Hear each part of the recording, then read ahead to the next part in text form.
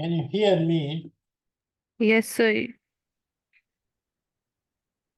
Okay.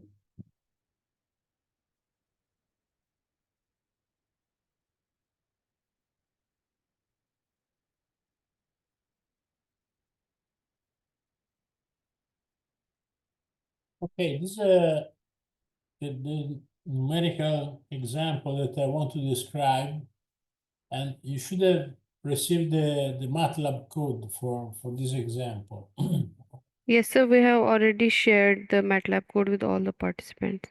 Okay, good. Then I will say something about the MATLAB program, how it is structured, but it's very simple.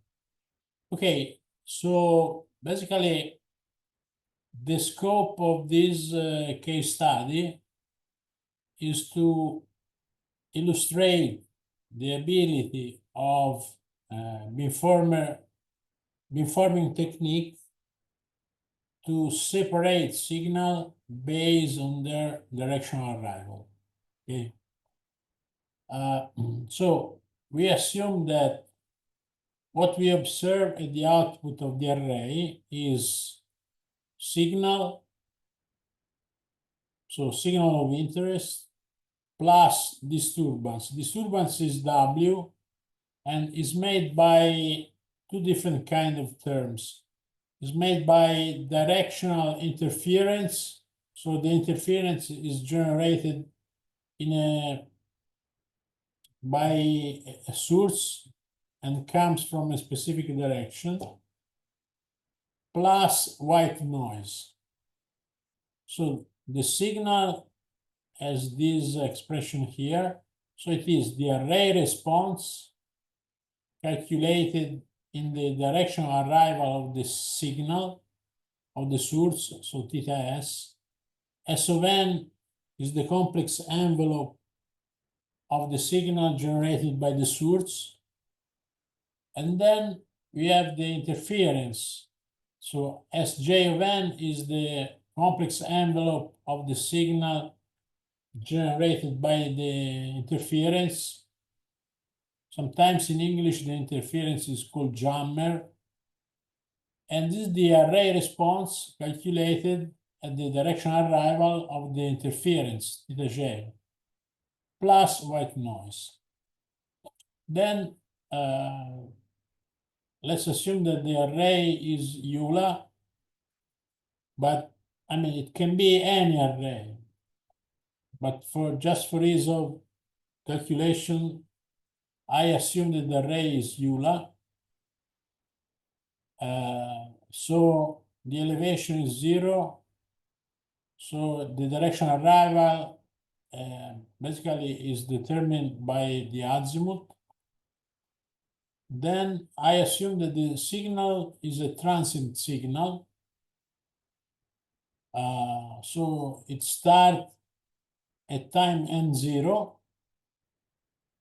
So n0 is the time of arrival of the signal, and it's basically a rectangular signal of duration ns.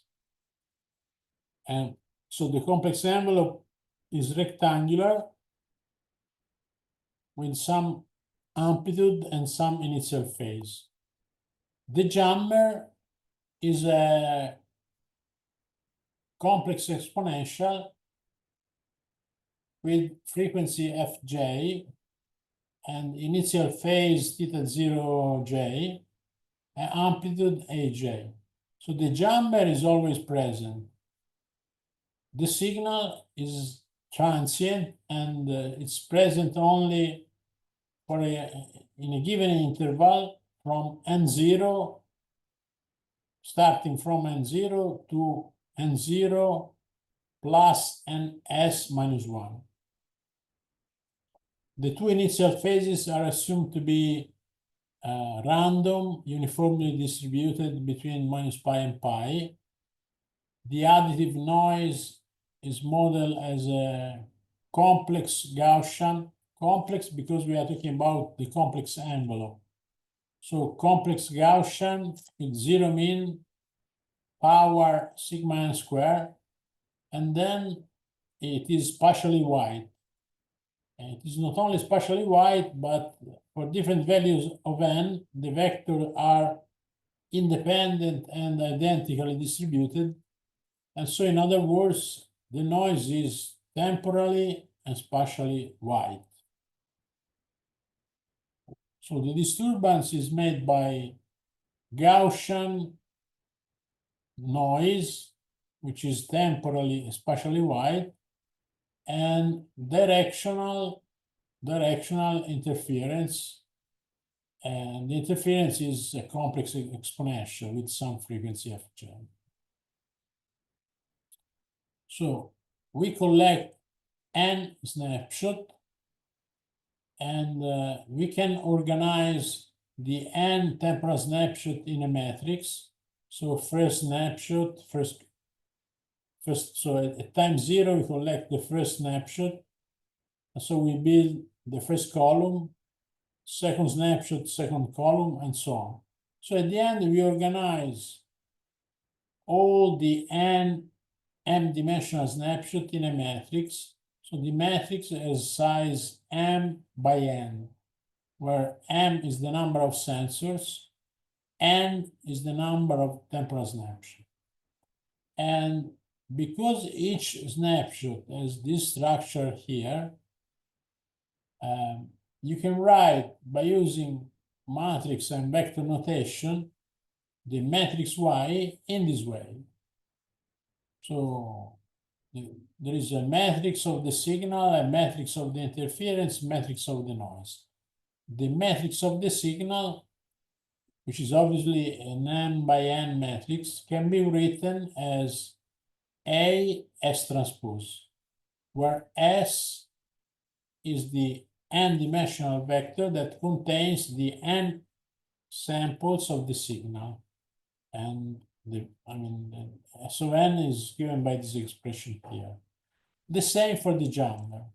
So the jammer matrix is A theta j that multiplies Sj transpose, where Sj is the n-dimensional vector that contains the n samples of the jammer. So if you think carefully, you will realize that the signal and jammer matrix can be expressed in vector notation very simply in this way.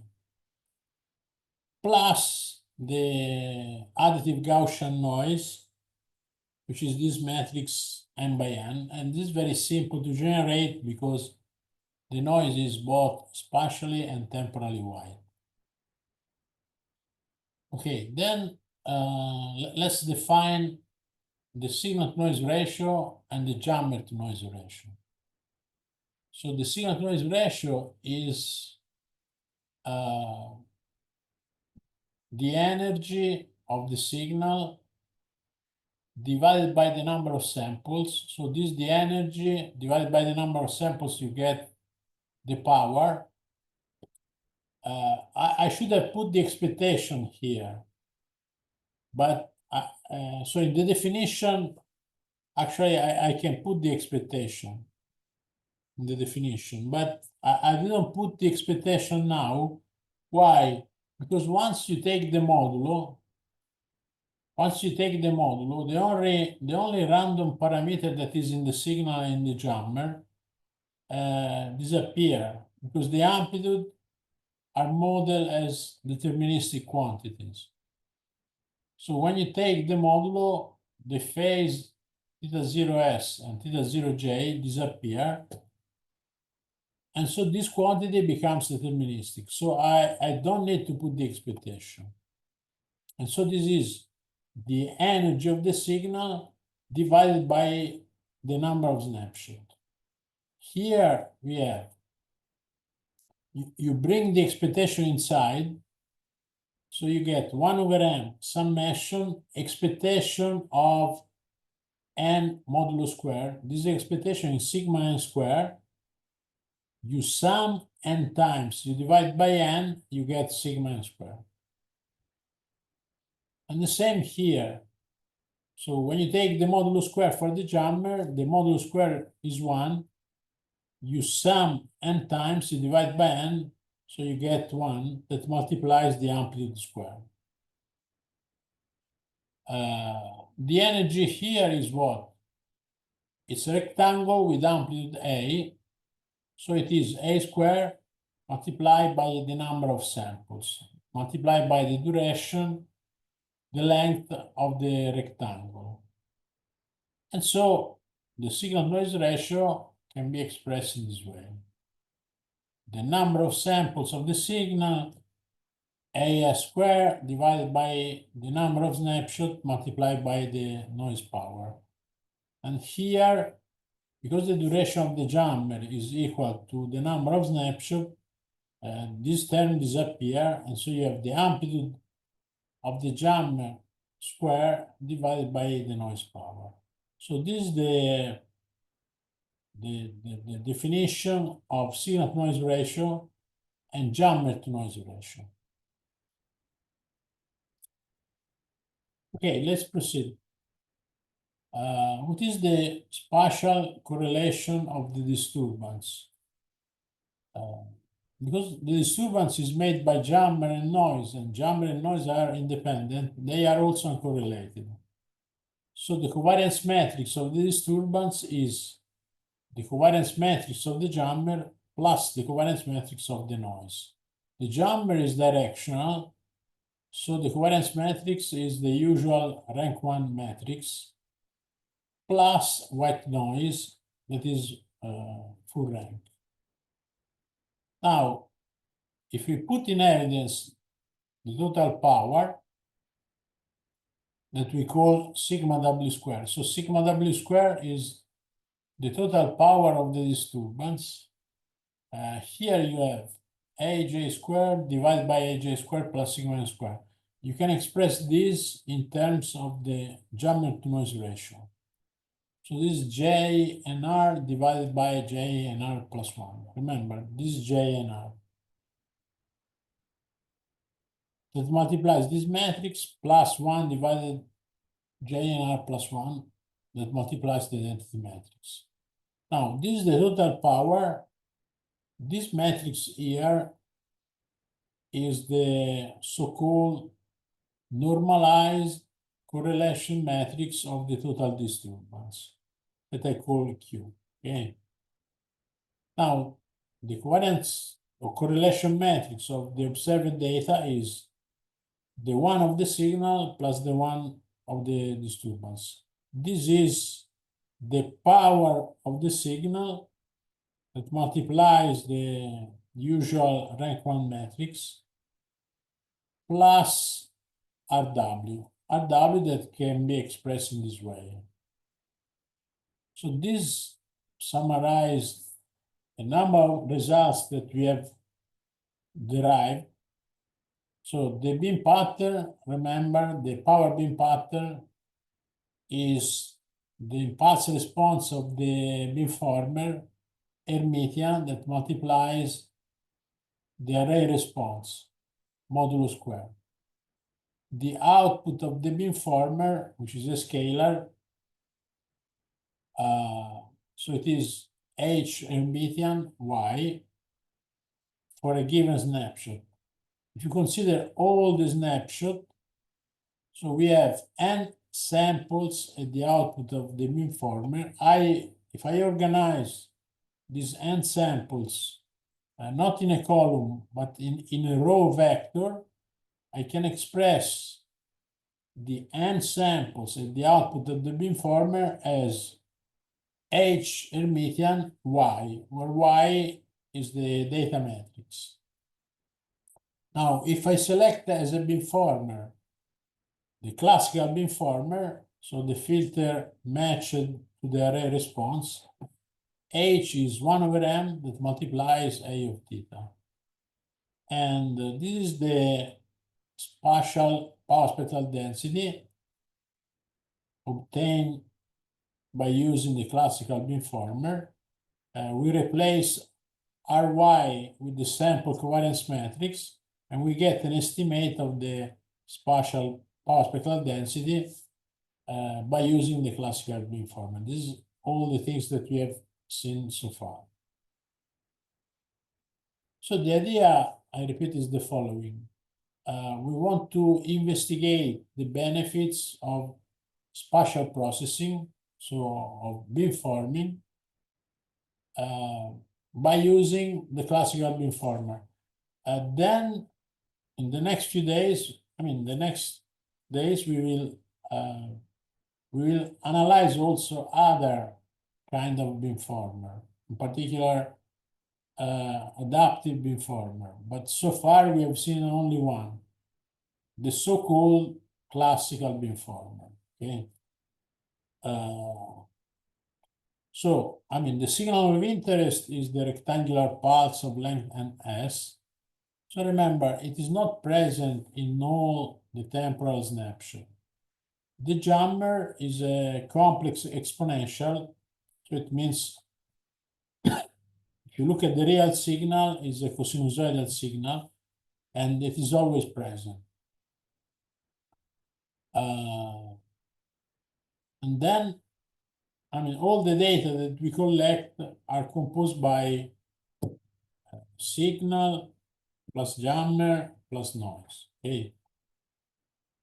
These are the value of the parameter, then some of them are changed. So, but I will illustrate some numerical result. Then I repeat, you can use the MATLAB code, you can change this parameter, you can see what happens if you change this parameter.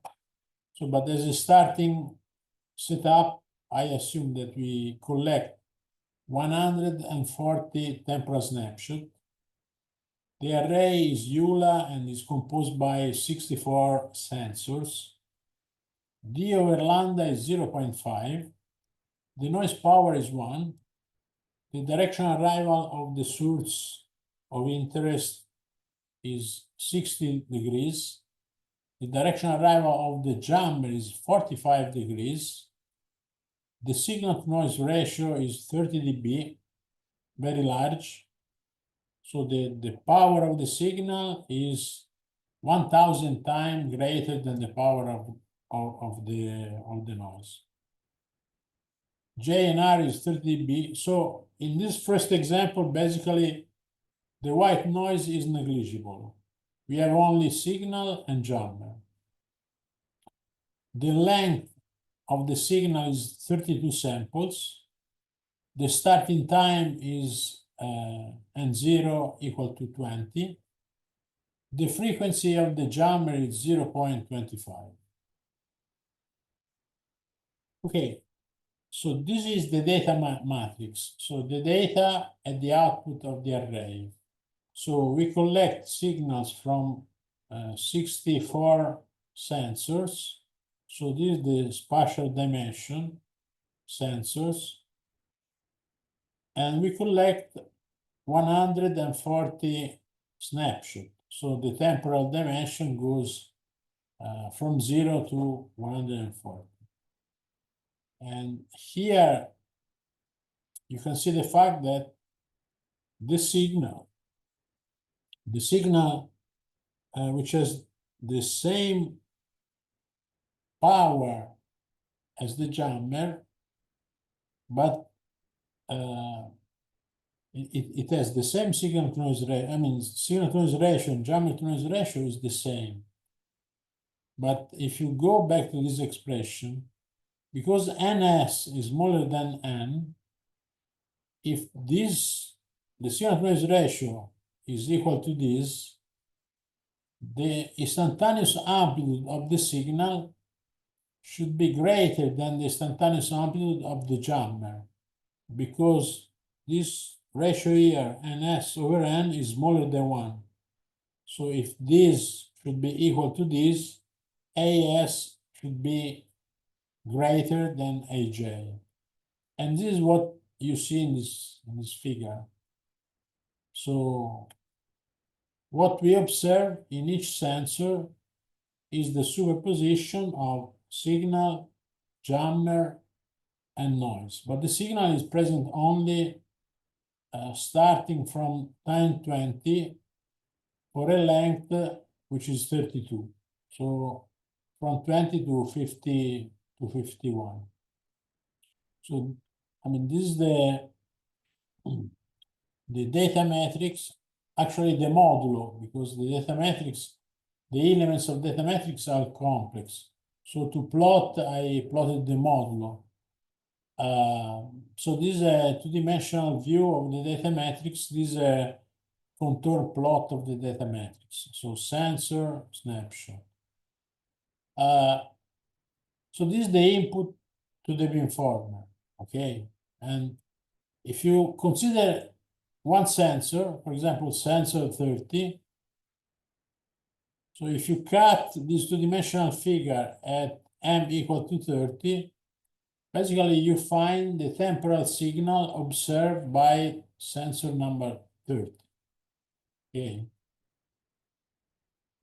Now, we calculate, so this is the input to the beamformer.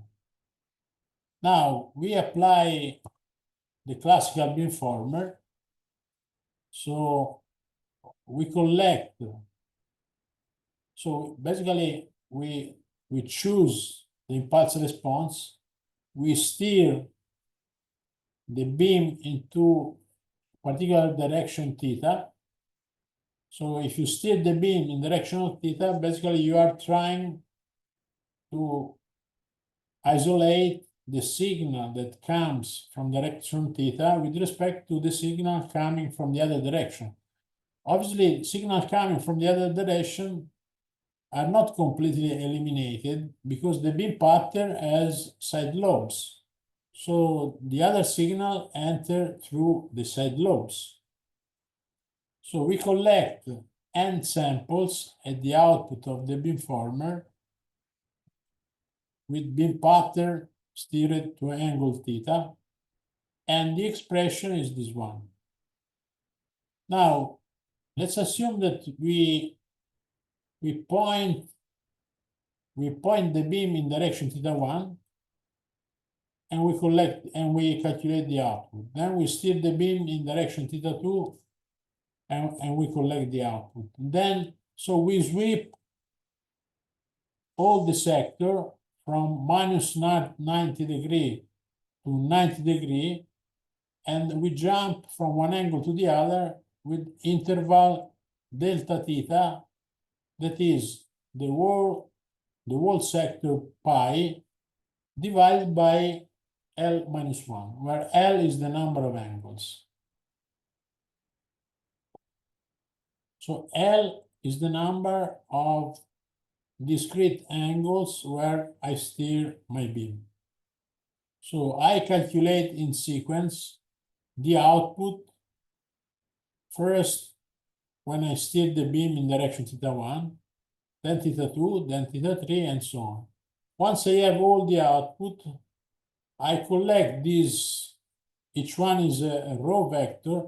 I collect all these L row vector, one after the other, in this way.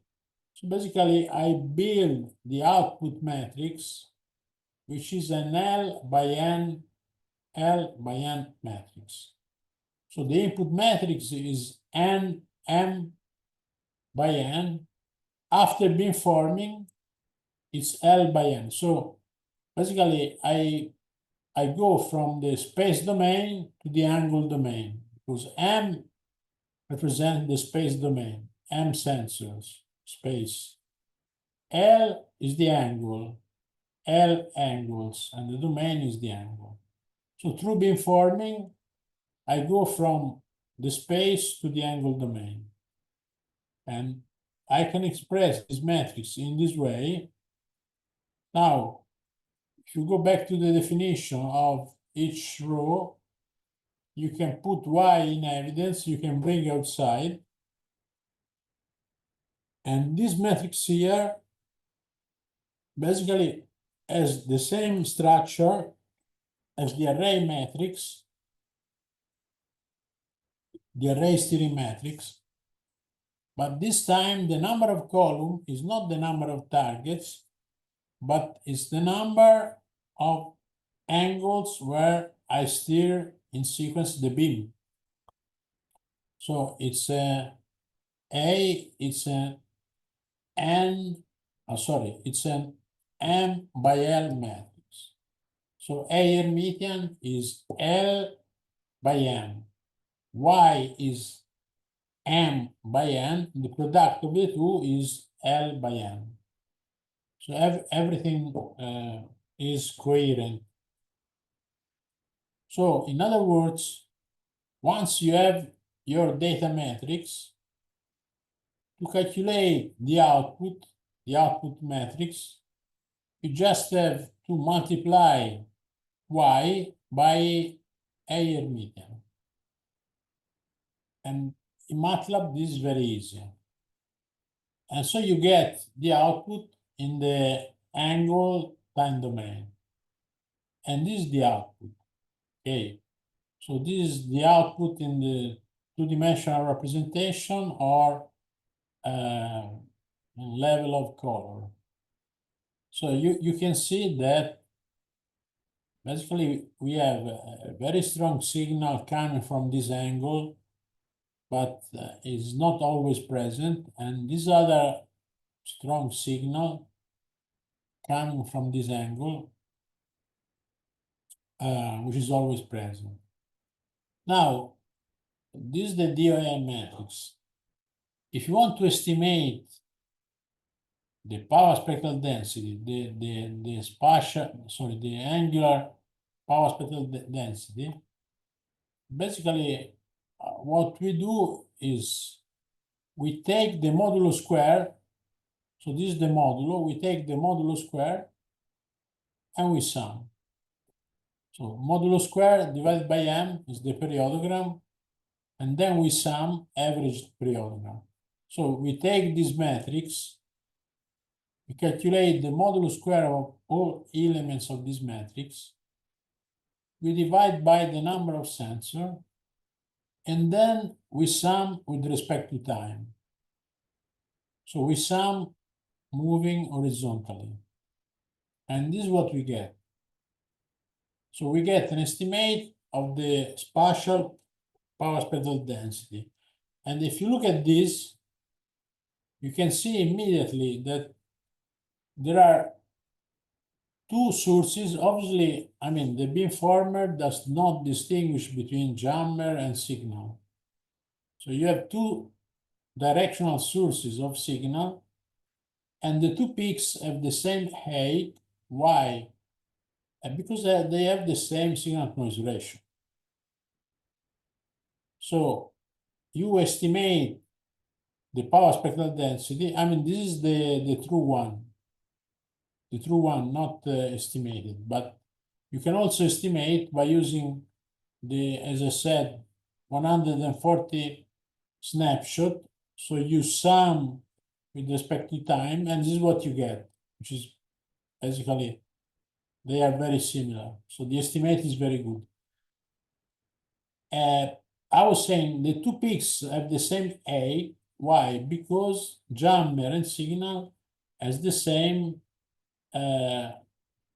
signal to noise ratio. So SNR is equal to JNR. That's why the two peaks have the same A. Now, based on this, you want to analyze the signal coming from 60 degrees and coming from 45 degrees. So if you want to analyze this signal, actually I consider another direction. I consider, for example, -30. So here, so if the angle is 60, I imagine that the signal of interest is dominant. When I set the angle 45, I expect the jammer to be dominant. If I fix another angle like -30 degrees, basically there is white noise. So if I consider these three angles, it means that I cut this matrix horizontally for three different angles. So -30, this one, 45, this one, and 60, this one. So I calculate these three cuts. So I extract three lines from this matrix. And what do I see? Before showing this is the input to the beamformer, for example, for the array element number 3. So this is a cut, so a horizontal cut of the input data matrix. So element number 3. So it's the horizontal cut. And what you can see is that you have the contribution of the signal, rectangular signal, but it basically, what you observe depends on the combination with the jammer, with this oscillatory behavior, and then you have the noise. Now this is the input, this one input to the beamformer, okay? So one sensor. So we process all the sensor data. So we process all the spatial temporal metrics. We get the output. And for example, if you look at the cut at 60 degrees, you see that we are able to, not completely, but I mean, isolate quite well the signal of interest, which is a rectangle. So you have a small effect of the jammer that enter from the side lobes, but I mean, the reconstruction of the signal of interest is pretty accurate. If you calculate the output at 45 degrees, remember, because it's a complex exponential, the modulo is constant. So what you get is something that is more or less constant. When the signal is also present, you have, I mean, some interaction between the signal and the jammer that produces this oscillation. But otherwise, the signal that comes from the angle 45 degrees is pretty constant.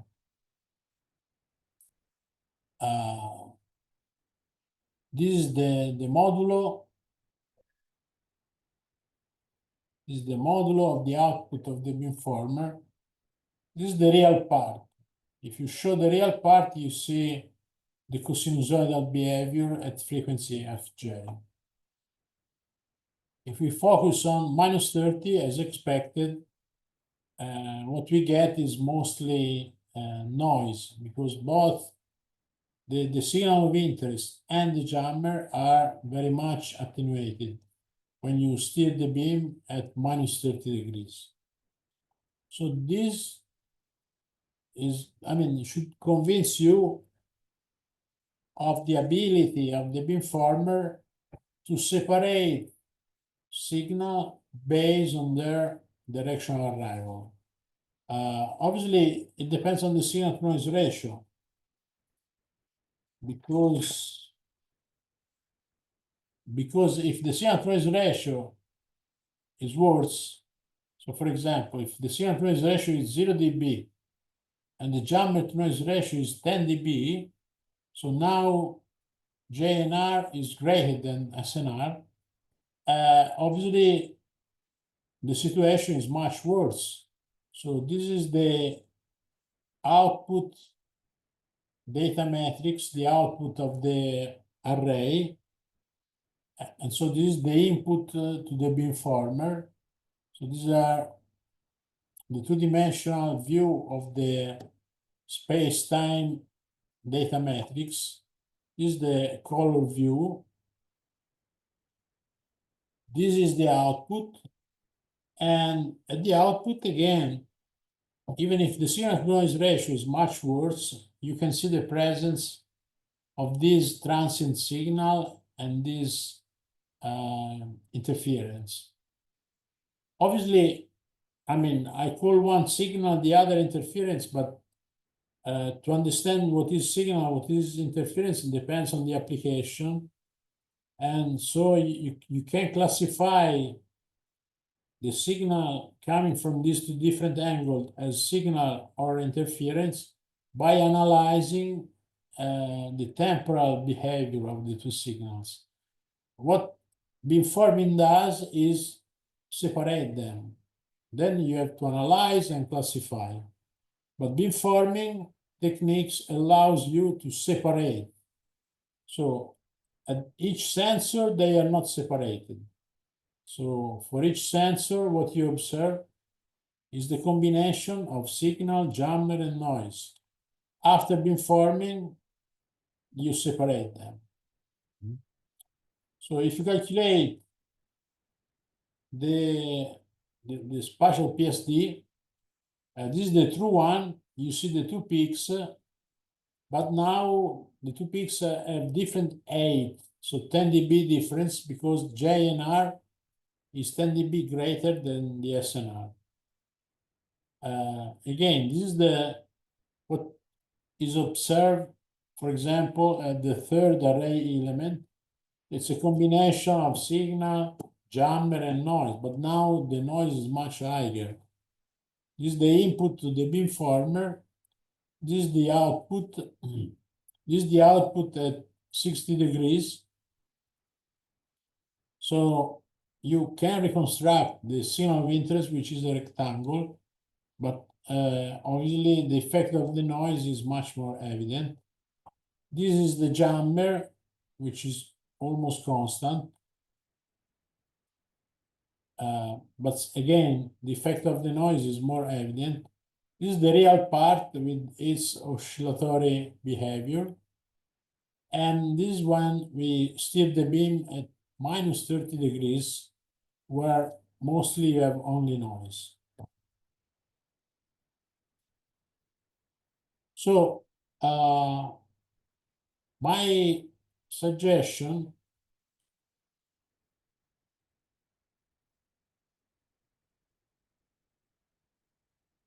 basically the program that obtained this result is the following. Is the one called classical beamformer output. So I pass you all the MATLAB codes to derive the various numerical results that I show. But the one that you have to use to rederive this result is this one. It is called classical beamformer output. I don't know if you can see the text. I don't know why, because I open with MATLAB, it does not allow me to increase the character. But if you analyze, so can you see something?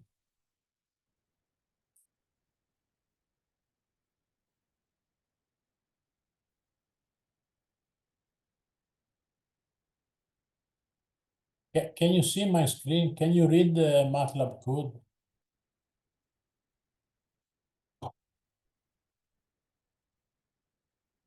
Yes, sir. So I'm not commenting in details the program. It's quite simple because I'm not a great programmer. It's very simple. I mean, at the beginning, I clear all the variables. I close all the figures. Then I set the values of the main parameters. So theta S, theta J, and so on. I mean, the name are very similar to the one that I show you in the view graph. Then I generate the two initial phases. I generate the vector of angle of arrivals. The next step is to generate the spatial signal of interest and jammer vectors. So these are the array response of the Euler array calculated at the directional arrival of the signal, theta S, and the jammer. And then I generate the temporal signal. First, the signal of interest, which is a rectangular pulse, and then the jammer. Professor, Yes. So could you please maximize the MATLAB window?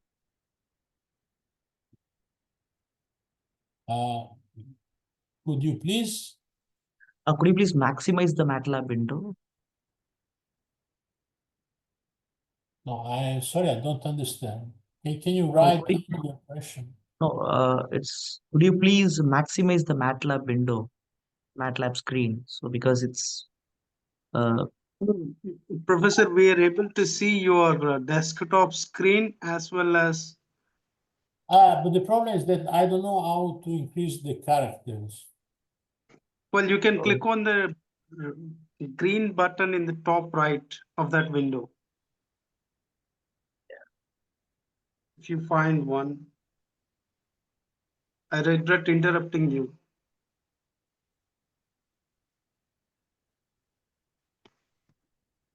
Okay, what I can do is the following. I copy in Word. No, Professor, to maximize it, on the top right corner, you can see this. Yes, there. You can scroll a little. Yes. Which one Just is? above that, you can see an icon between the close button and minus button. You can see a square.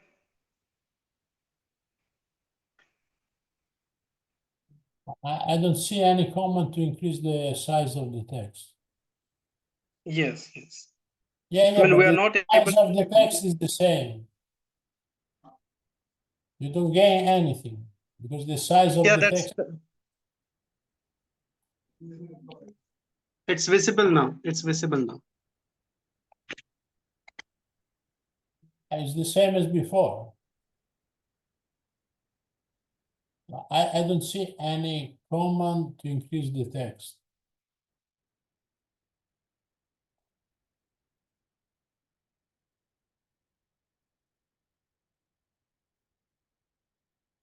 But I can do the following. I open a Word file and I copy.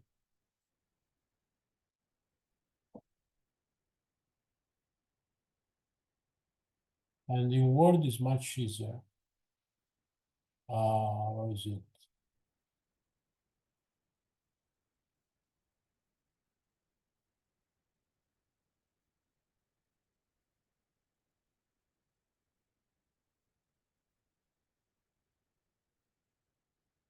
I think now you can read.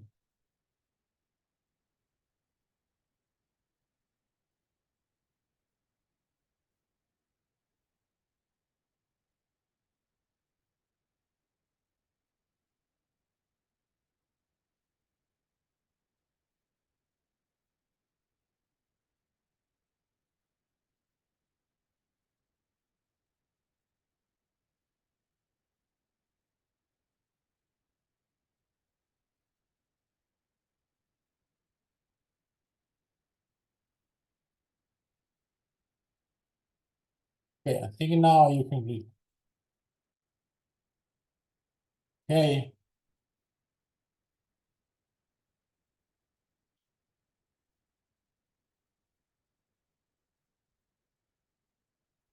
Can you see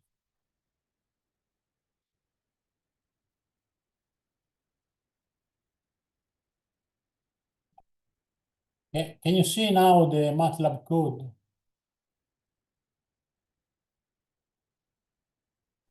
Yes, sir. Okay, so I repeat, I don't want to comment each line, but just the structure of the program. So I set the values of the parameters. Then I generate the signal. So first I generate the initial phases. I generate the spatial signal of interest and the jammer. I generate the temporal SOE, the signal of interest, with the right signal to noise ratio. The same for the jammer. For the clutter is very easy. So sorry, for the thermal noise is very easy because you can use the rand n command and you don't have to introduce any correlation. And then you generate the data matrix, which is signal plus jammer plus additive white Gaussian noise. So the next step is we estimate the matrix R. So we calculate the sample covariance matrix. The sample covariance matrix can be expressed in terms of the data matrix is Y Hermitian divided by the number of samples of snapshot. And then we calculate the spatial power spectral estimate. So for each angle, we calculate the output, and at the end,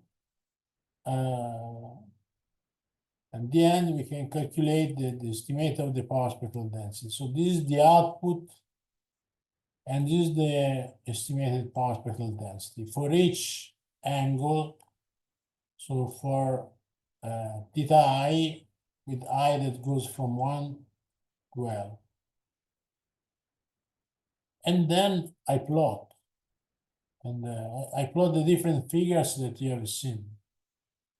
So, I suggest that you look at this program, which is very easy, and you can do a number of things. The simplest is that you change some of these parameters. Now I can go back to the MATLAB. You change some of these parameters. For example, you increase the number of sensors. So you multiply, let's say, by 2, and you rerun the program. You see what happens if you increase the number of antennas. Obviously, the resolution gets better. So you can change any of these parameters and see what happens. These are the figures with a larger number of sensors, so better resolution.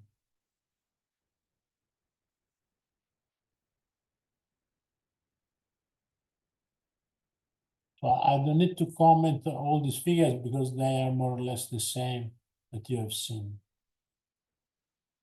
Okay, so you can change the parameter, or you can also change either the temporal behavior of the signal or the temporal behavior of the jammer. You can replace the signal of the jammer with the random signal and see what happens, for example.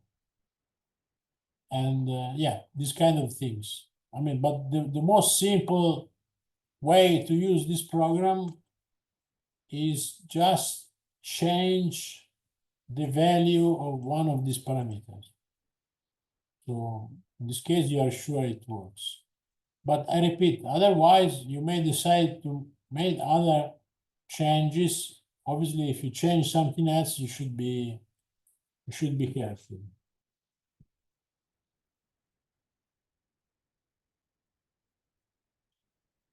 So I think you can do this alone.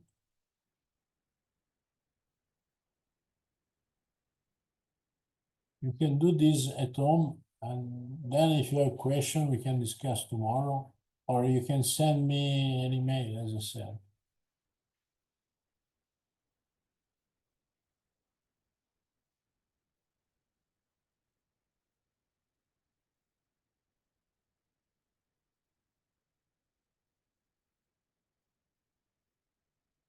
Okay, so my suggestion is the following. I give you, so now what is 12:50? I give you 10 minutes to play with the MATLAB code, and then you continue at home. And in 10 minutes, then we start the other topic that concern the